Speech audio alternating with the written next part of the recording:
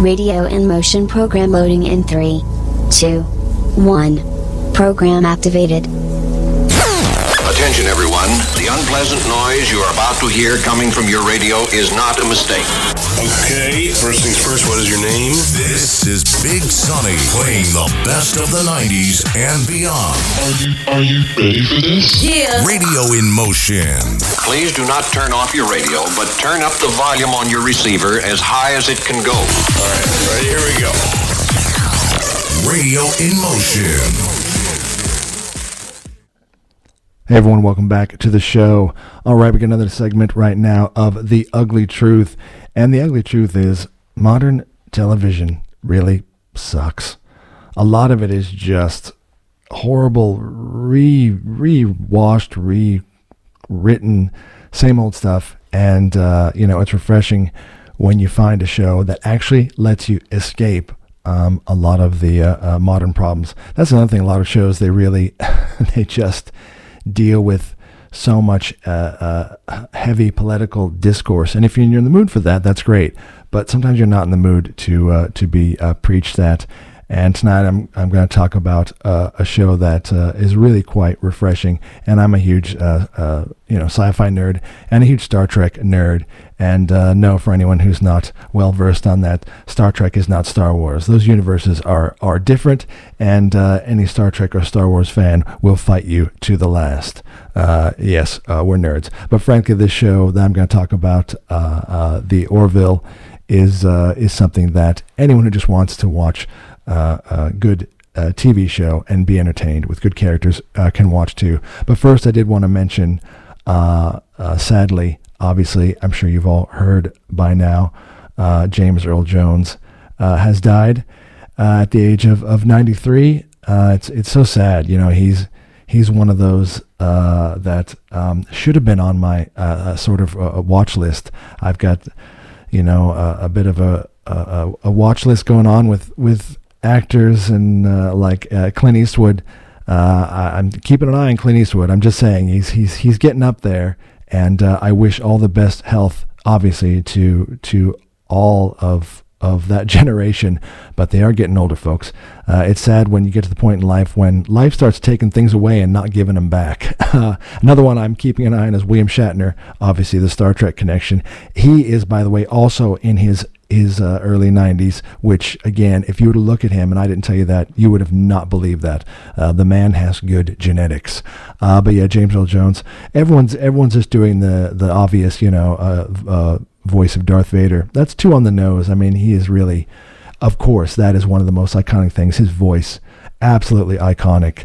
The voice of CNN long ago. This is CNN. But beyond that, yeah, he's been so influential in so many other roles, and I think as well as Mufasa from The Lion King. For me, I remember him from Conan. If anyone remembers, he was Tulsa Doom in that. He was the villain. He was frightening. Again, he's got that foreboding, deep, commanding voice, and in a role like that, when he plays the villain, it's funny though. In that role, he actually had some great monologues, some great lines, and you almost sort of were being disarmed by him. Like, oh, this is a nice guy. He wasn't a nice guy.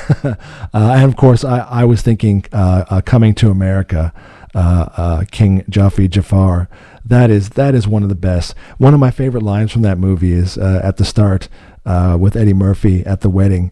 He stops the wedding because Eddie Murphy's having concerns about his bride, which is how he ends up in New York. And James Earl Jones, as his dad, someone knocks on the door and says, all the wedding guests are waiting. And this shows you the how his voice can be commanding and soft. In a huge booming voice, he goes, let them wait. I'm speaking with my son in such a gentle way.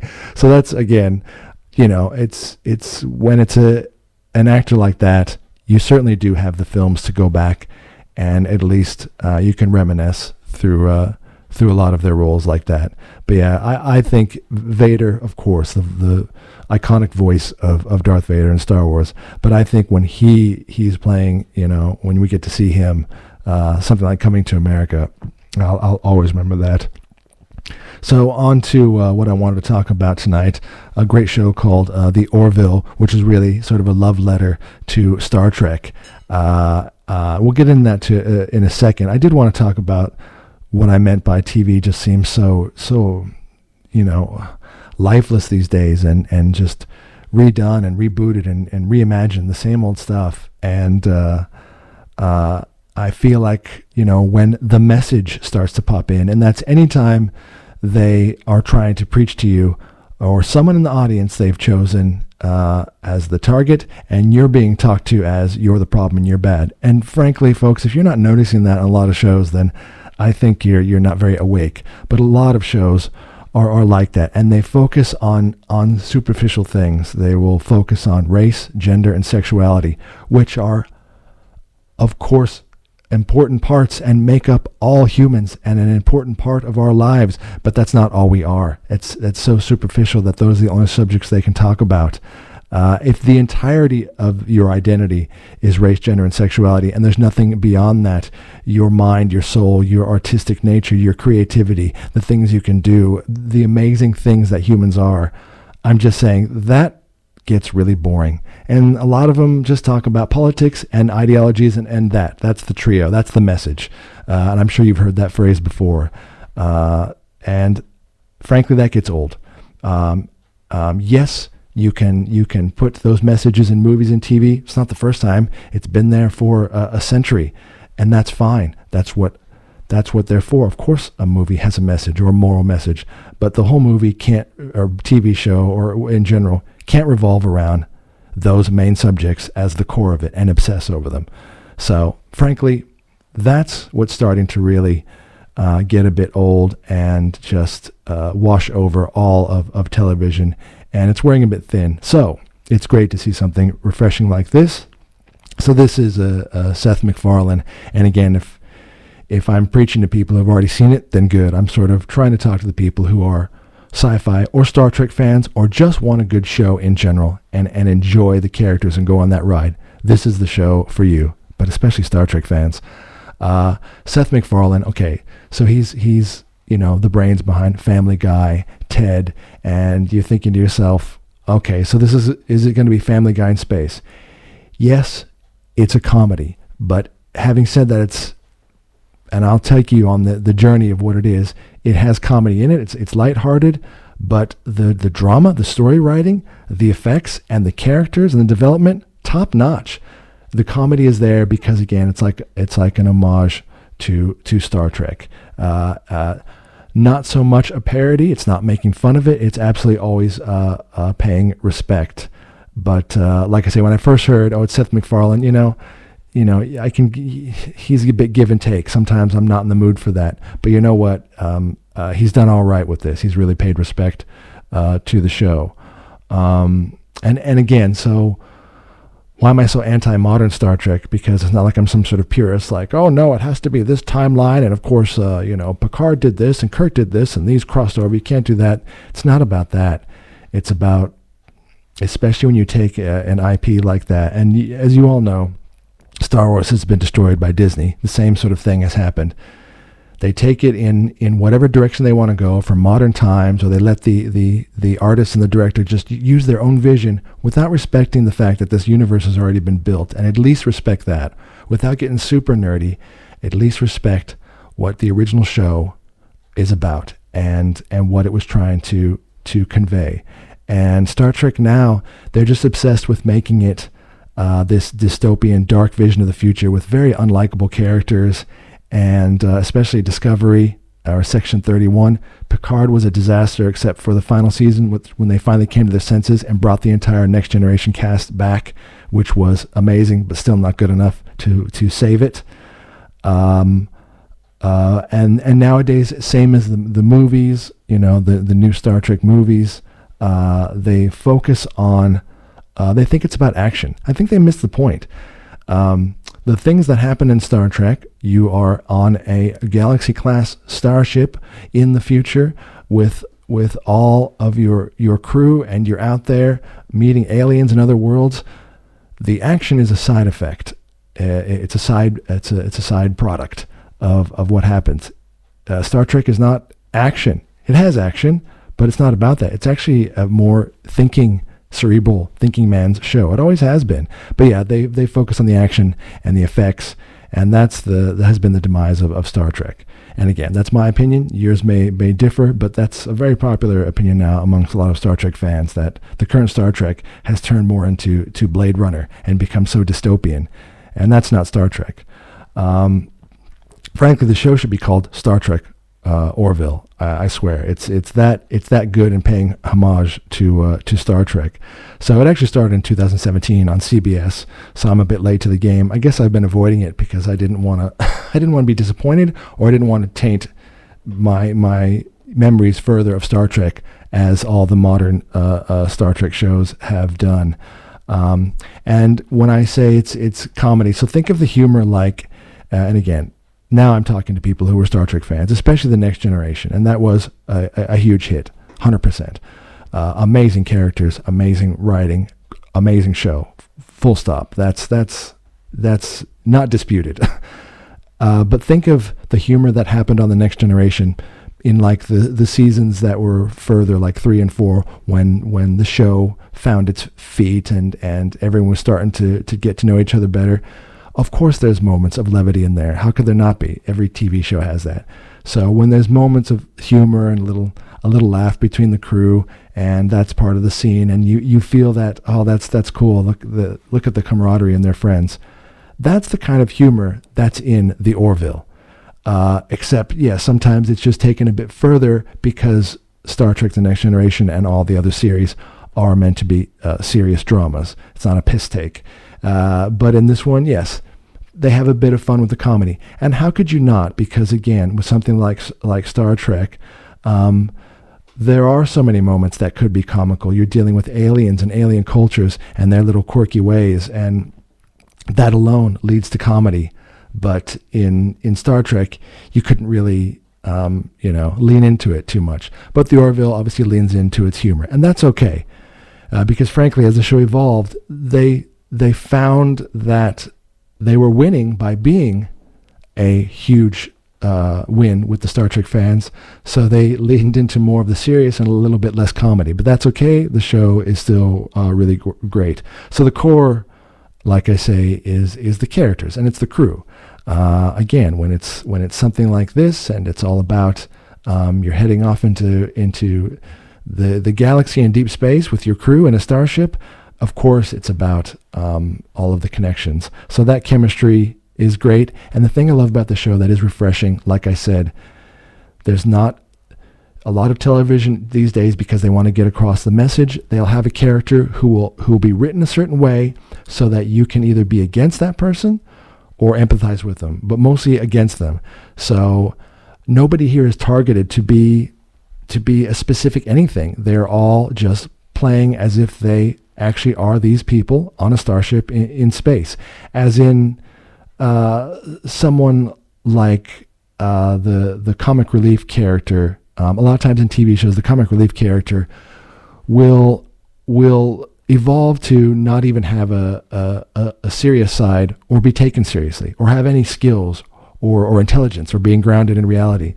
The thing that I was really, and again, you'll notice this when you watch other shows and then you watch this one, the same character, now this is the pilot, who has a lot of the sort of the one-liners and comic relief.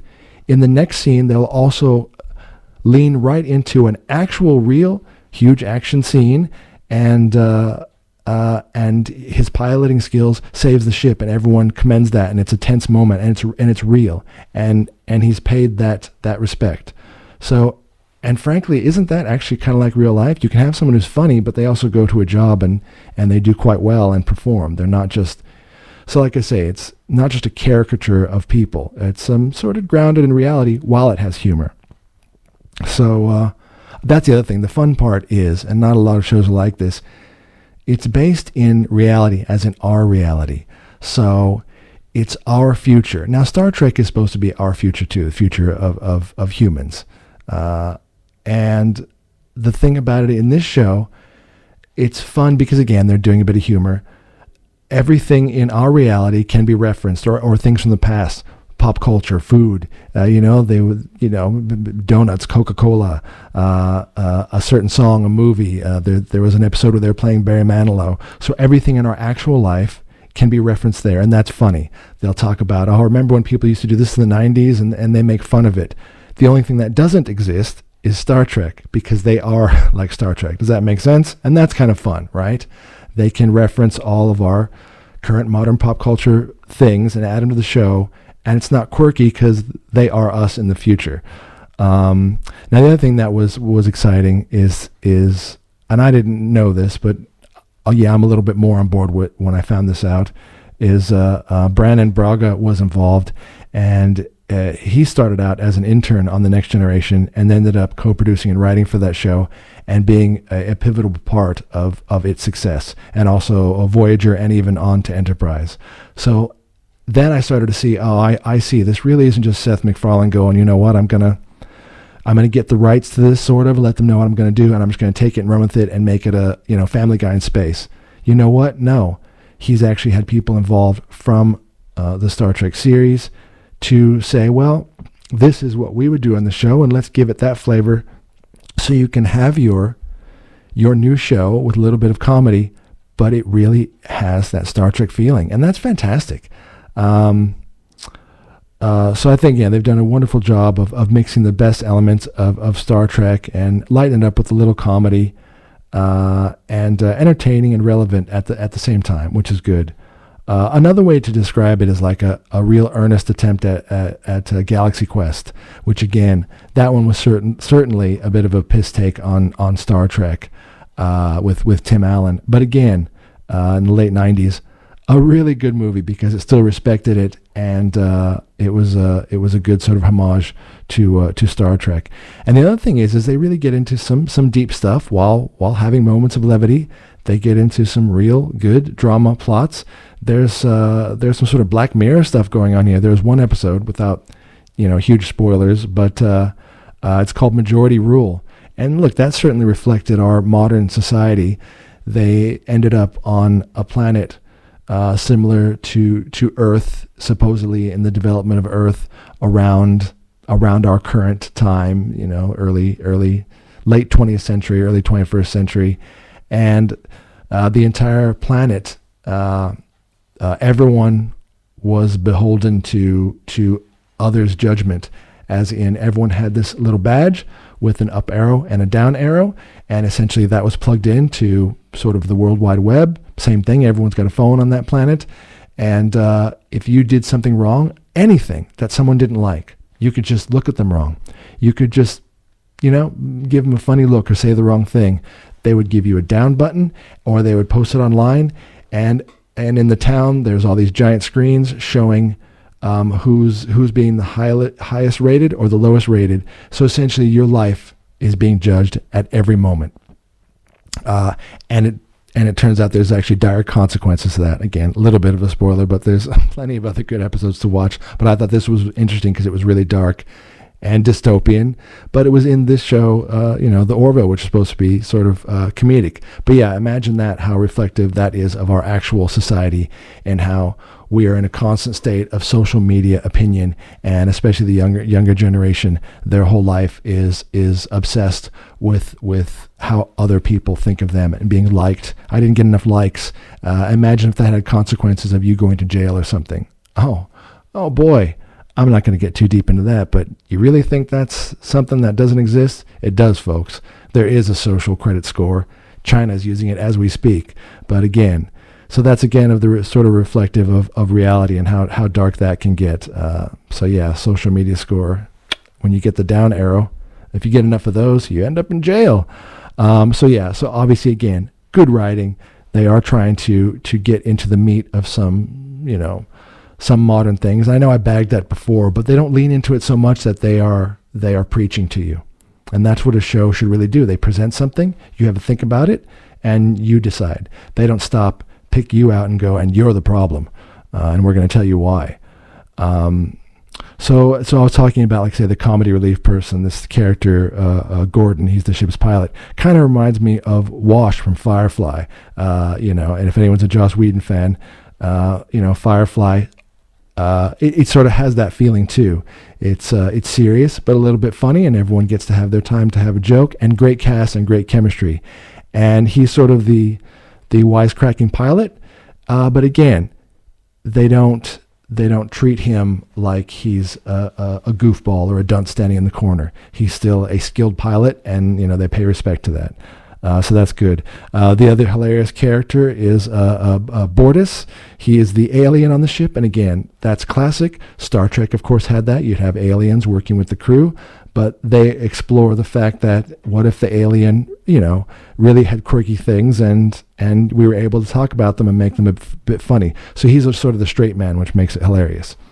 Totally straight-faced, and the things that he's saying, he's just being honest, but he doesn't realize they're funny because there's like an innocence to it, especially when you're an alien living amongst humans and you don't know our culture. So again, off the bat, they already have a really, really good team of characters. And Seth MacFarlane, he does play the captain. I'm not going to say that was...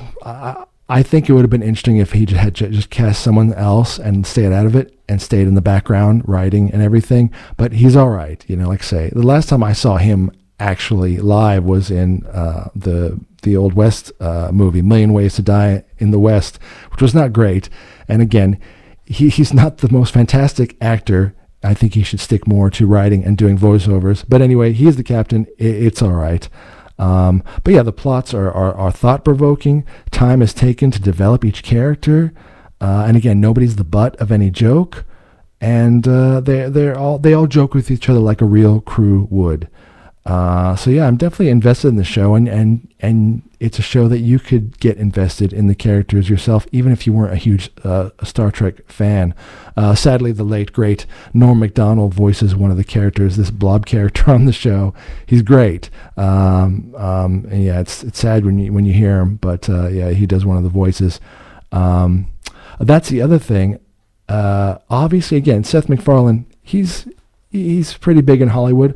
Obviously, if you follow Seth MacFarlane, Family Guy, he's done a lot of the Star Wars parodies, and that doesn't just happen lightly. You don't just go, I'm going to do these. This is someone he's been to he's been to Lucas and Skywalker Ranch and sat down and really storyboarded, and he worked closely with Lucas too, and Lucas gave him his blessing. That's a big thing. So from there, and just in general, being in Hollywood, what I'm alluding to is he's got a lot of connections. So there's a lot of Star Trek alums that make appearances. I won't say which ones, but they're all worth it, and it's really good. And you can see how when they're on the show, they probably thought, "Oh, I see what you're doing here. I like it. I'm on board." And you like that. That's how to do a good remake. That's where Hollywood's getting it so wrong. You can have your modern artistic vision for modern audiences, but you still need to respect the core material. Simple as that. Respect the original material and at least try to build it around something that's already has a following. That's how you lose fans. That's how you lose millions of fans, by alienating them and just saying, nah, instead of coming up with my own thing, frankly, I'm just going to graffiti over yours. You know what I mean?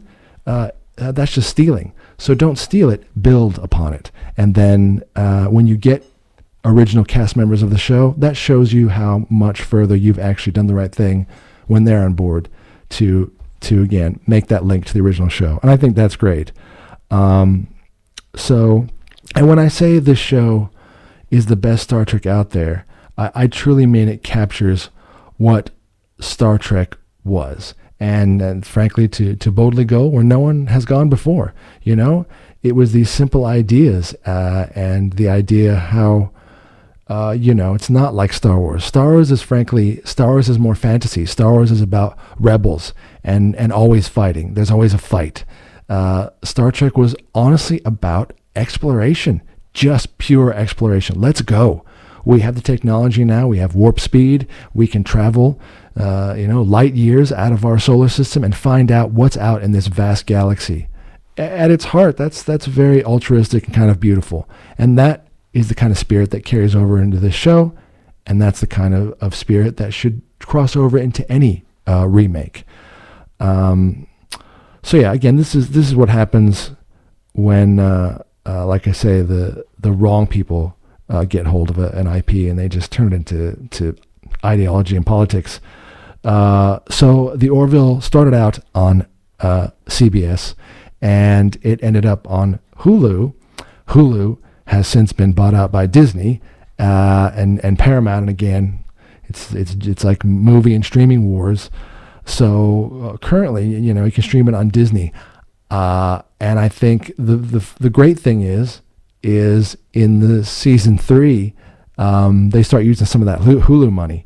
Again, not that it's, Star Trek is about special effects. Sci-fi is about effects as well. So yes, that is part of the universe. So why not, if you have the chance to enhance it, you do. And so they did a bit. You can really see, oh, okay, there's some serious cool special effects going on here.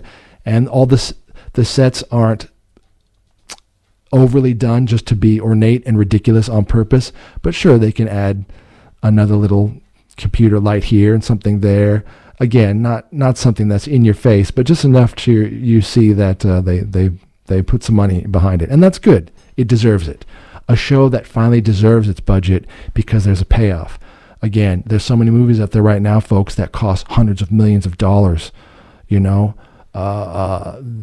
employ like whole cities, and then they go to the box office and they make like 50 million, which is still a lot, but it doesn't help when you spent 300 million, or you have to make $1 billion, and of course they blame us. We're the problem. We didn't show up because we didn't understand. You didn't understand what we were after. So again, right now, I don't know if the show is done. It seems to be up in the air. I think it kind of is, but you never know. So there's 4 seasons wrapped up in 2022. But again, if you Google around, it seems like there's some murmurs that you never know. There's always an option it could pop back up. But again, my feeling is also if you end on a good note, then end. Don't beat a dead horse. Another thing Hollywood is doing, just dragging out IPs until there's nothing left but a burnt, charred carcass that they're still trying to feed on. More. Star Wars, Lord of the Rings, Marvel. They just are insatiable. They can't come up with new ideas. But this is one that is it's new idea adjacent, but based on Star Trek, and I think it's brilliant. So, like I say, if you're a Star Trek fan and you haven't seen the Orville, definitely check it out. It's worth it. It's more Star Trek than modern Star Trek. And if you're someone that's just looking for a good, well-rounded show with good characters, good plot development, good stories, and yes, a bit of lighthearted fun, the Orville is definitely something to check out. All right, that's me done tonight, nerding out on you. But like I say, I'm a huge Star Trek fan. I've been very disappointed in a lot of the current takes on what I think was and could have been a franchise that extended a lot further. But just like Star Wars, I think they've taken them in the wrong direction, and it's just going to end up fizzling out and losing all of its fan base. But definitely check out the Orville. All right, more great music coming up tonight on our Cowboy Pop section of Radio Motion. More great songs after a word from our sponsors.